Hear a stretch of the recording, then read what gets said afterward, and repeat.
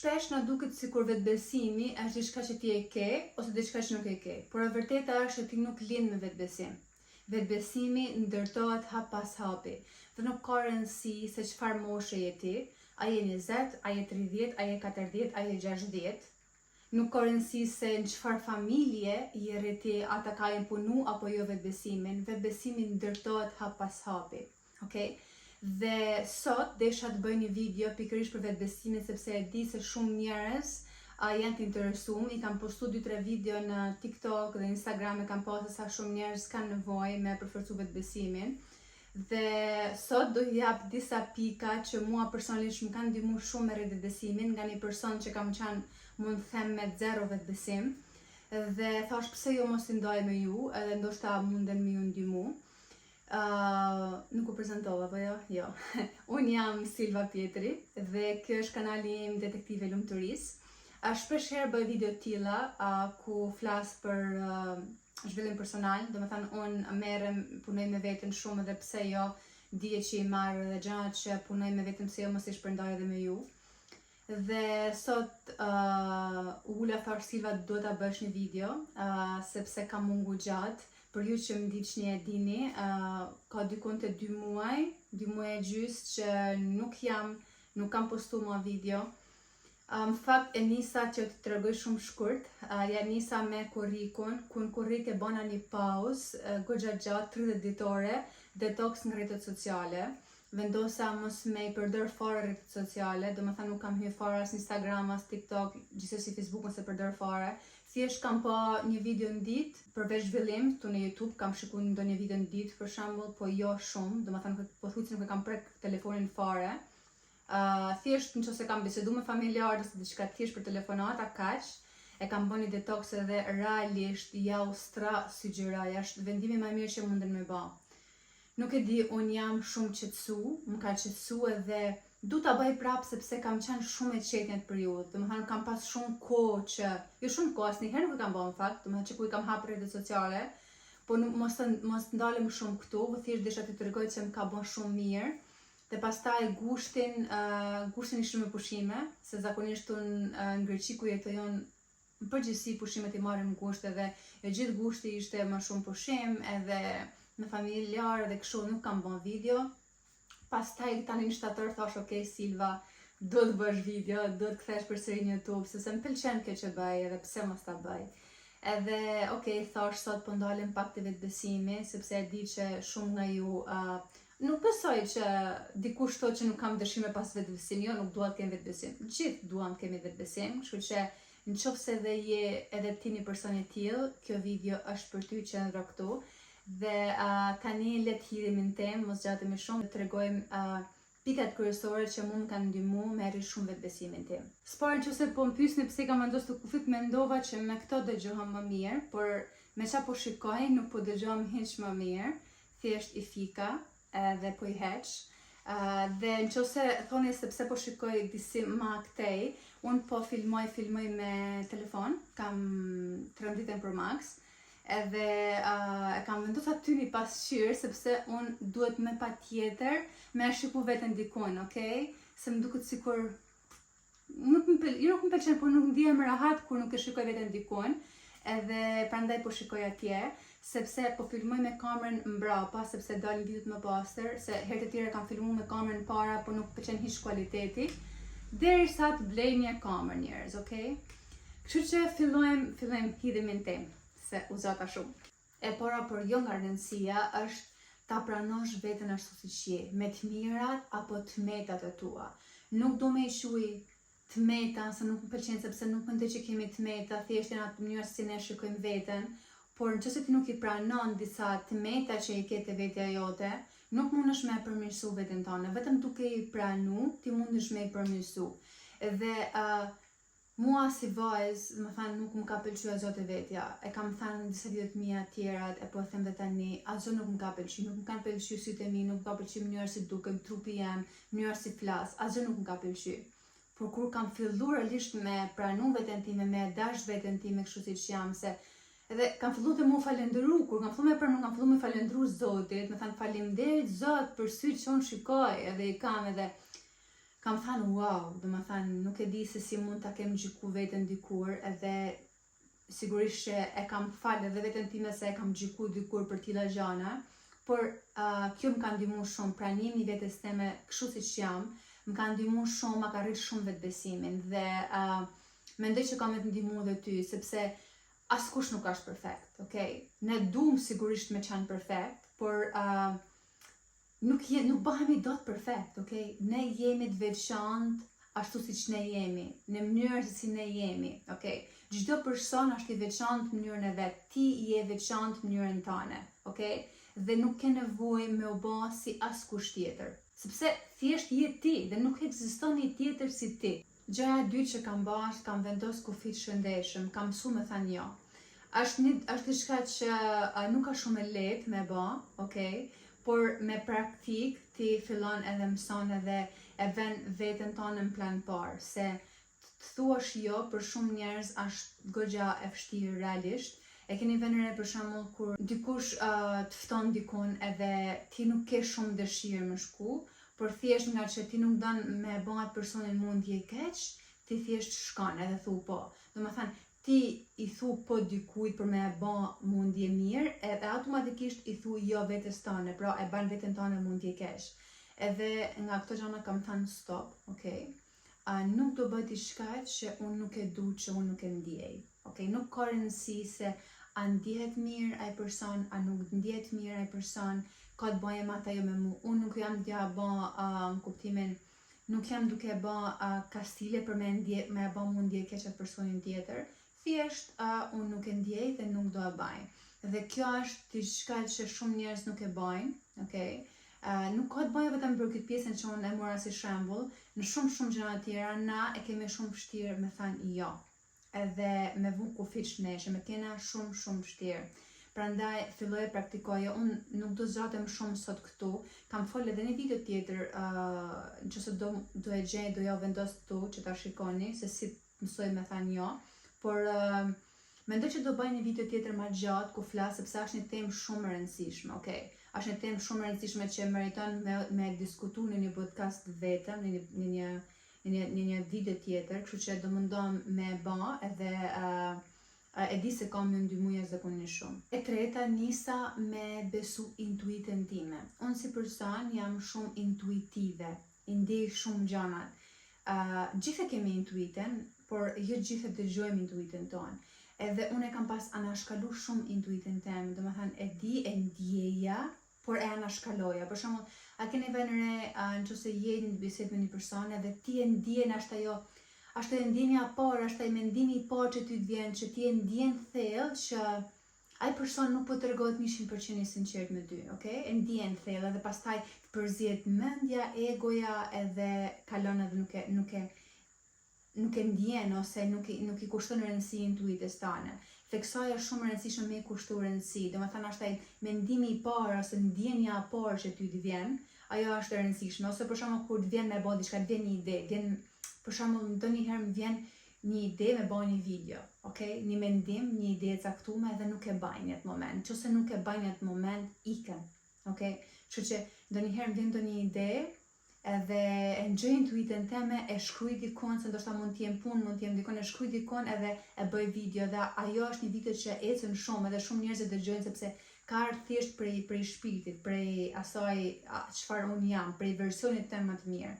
Dhe është shumë e rëndësishme me e dëgju intuitën tuaj, jo vetëm në këtë rast, por në shumë aspekte tjera të jetës, okay? Nuk ka të bëjë vetëm kur një person të mashtron, por në shumë aspekte tjera të jetës. Për shembull, kam filluar me dëgju intuitën time edhe kur marr vendime, okay, se na si njerëz, për shembull, duam me marr një vendim, duam me hap diçka, me bë diçka dhe ne preferojmë para se me e bë, me diskutu me qindra njerëz tjerë. Okay, me qindra janë shumë, por paktën me 5 apo 10 njerëz tjerë me o marrë mendimin. Dhe ato njerëz që ne diskutojmë, ndoshta nuk e kanë idenë fare të asaj çfarë ne dëna me realizu, me kriju. Edhe ndoshta na japin mendimet e veta, gjithçka na përzihet dhe nuk veprojmë kur. Prandaj është e rëndësishme nëse ti e keni dëshirën e bani vendim, merre e bane se nuk ka ardhur kot mendjen tane. Përndryshe kishe shkuar dikush tjetër, ka ardhur ti sepse ti mundesh me realizu dhe mos e diskuto me asnjëri, thjesht bane. Nëse dështon, Okej, punë e madhe, thjesht ke mësu, vazhdo pa diçka tjetër, por e kam fillu me dëgju shumë këtë intuitën edhe beso intuita mua personalisht nuk më ka leju me gabu kur, edhe sinqerisht më ka rrit shumë vetbesimin. E katërta është kam fillu me punu me mendjen time. Çfarë do thotë kjo me punu me mendjen tane? Spari urrej që këtë telefoni jem, nga që nuk po shikoj t'jetu filmu, sepse ndonjëherë mi mbaron ajo, si quhet, hapësira, edhe thjesht mund t'jem këtu duke fol me veten, kot, edhe asgjë mos jetë regjistruar, ta kontrolloj pak. Okej, jemi okej deri tani. Çfarë do thotë fillova të punoj me mendjen time? Shiko, mendja jon është sikur ajo ara, fusha, apo ku diun kopshti, që çfarë do që na mbjellim, ajo mbim, okay? Nëse mbjellim qip, dalin qip, nëse mbjellim patate, dalin patate. Kështu është edhe mendja jon. Çfarë do mendimesh që ne i japim çdo ditë, një ato mendime, domethënë na e jetojmë. Okay? Nëse ti jep gjatë gjithë kohës mendjes tane mendime negative, negativitet nuk ka se si mendja ty me të kriju një jetë pozitive, një jetë negative ke me përjetu. Okay? Kështu që është shumë e rëndësishme çfarë ti i jep mendjes tane për dëshmëri, çfarë mendimesh ti i mbjell mendjes tane. Dhe ajo çfarë unë kam bë është kam fillu me dëgju shumë podcaste për zhvillim personal. Unë nuk ka ditë që nuk e dëgjoj një podcast për zhvillim personal. Lexoj, kam fillu me lexu libra, kam qenë një person që s'ka lexu kur libra, okay? Më lejoni ta pranoj këtë, nuk kam lexu libra, sidomos për zhvillim personal. Mund të kem lexuar ndonjëherë ndonjë roman, ndonjë histori që s'm ka hiç në punë, okay? Nuk më ka ndihmuar sidomos te vetbesimi, po nuk kam qenë një person që kam lexu libra, e pranoj, por kam fillu me e bë, okay? Kam qenë një person, do ju tregoj çfarë personi kam qenë. Kam qenë një person që Silva shikonte 24 orë filma turk, tu shiku histori, cilat në vërtet nuk ekzistojnë, tu mërzit për filonin, për fistekun, tu oh my goodness, do më thanë, thjesht kam thënë stop, nuk do vaj ma, sepse nuk është diçka që është të mësill mu dobi, asnjë lloj dobie në jetën time, tu shiku filma turk, duke prishun emocionet e mia pse për një film që nuk ekziston vërtet. Çfarë vlerë ato më dhanë mua ai film? Apo ku diun emisione tjera që ne shikojmë, çfarë vlerë të më asnjë lloj vlere. Thjesht ato më bëjnë të lidhun aty, me shiku, me harxhu në kohën time, ata me fitu. Shumë mirë që ato fitojnë, është puna e tyre, por mua sa të më dhan asnjë lloj dobie. Kështu që kam thënë mjaft, nuk do të shikosh më dhe kam filluar me zëvendësu me podcaste, shikoj shumë podcaste në gjuhën angleze sepse ato më ndihmu shumë edhe me gjuhën kjo. Edhe jam në një akademi zhvillimi personal ku punoj me veten edhe do ju flas edhe për këtë. Kështu që bëj diçka që ty thjesht të ndihmon, të hap horizontin edhe personalisht më kanë ndihmuar shumë librat, videot për zhvillim më kanë ndihmuar shumë në rritjen e vetbesimit tim. Në fakt këtu tek pika 4 e kam fut pak edhe pikën 5, e cila është me u angazhu në rritje personale, në zhvillim personal. Edhe kjo ka qenë, mund të them, pika më kryesore realisht që mua më kanë ndihmuar shumë rritjen e vetbesimit. T'ju flas pak edhe në Akademinë e Zhvillimit Personal ku unë jam, në Vjera Akademi nga Valentina Rejgjaj. Aty jam prej 2 viteve dhe mendoj që kam bë ndryshimet më të mëdha në jetën time i kam bë aty realisht. Jo vetëm te vetbesimi, por në shumë fusha tjera tjetës, edhe po vazhdoj e punoj sigurisht me veten sepse mendoj që puna me veten është një punë që nuk përfundon asnjëherë. Gjithmonë kemi gjetë diçka për me punu me veten tonë. Gjithmonë kemi pas diçka për me përmirësu. Edhe kjo është një rrugtim, edhe Akademia realisht më ka ndihmuar shumë. Jemi shumë njerëz në akademi, thjesht aty mundesh mu abonu në akademi, ka abonim 1 vjeçar ose 6 mujor abonash. Jemi një herë një javë live me Valentina Rejgjaj apo edhe me mentor tjerë që janë në akademi, ku flasim për tema të ndryshme. Kemi folë shumë ekstrem edhe për vetbesimin, por flasim edhe për tema tjera. Tani kemi pas një trajnim 7 ditor për çakrat, nëse keni dëgju për çakrat, për 7 çakra që kemi në trupin ton, ku kemi punu me ta, kemi meditu dhe realisht është dhurata më mirë që mundesh me i bë vetes, të punosh me veten tënde, të punosh në rritjen tënde personale, është shumë e rëndësishme. Edhe nëse dëshiron të marrë në akademi, unë do ju lej aty poshtë linkun ku ti mundesh mu regjistru dhe mundesh me i marrë gjitha trajnimet që bën në akademi, por edhe gjitha trajnimet që janë bën në akademi, sepse është sikur një aplikacion ku ti i ke gjitha trajnimet që janë bën deri tani i gjen në atë aplikacion. Nuk e di sa e gjatë ka shku ko video, por të tregoj edhe një pikë tjetër që më ka ndihmu në rritjen e vetbesimit tim, është që kam fillu edhe me kujdes për trupin tem, okay? Për ushqimin, për ata çfarë ha. Si person kam qenë gjithmonë pak mbi peshë, nuk kam qenë shumë mbi peshë, por pak mbi peshë kam qenë. Dhe që kur kam fillu me ndryshu ushqimin, mënyrën se si unë ushqem, më ka ndryshu dhe pamja ime dhe lëkura ime, kam pas shumë akne. Sigurisht që kur lëkura jote nuk është mirë, automatikisht ke me ndje dhe mungesë vetbesimi.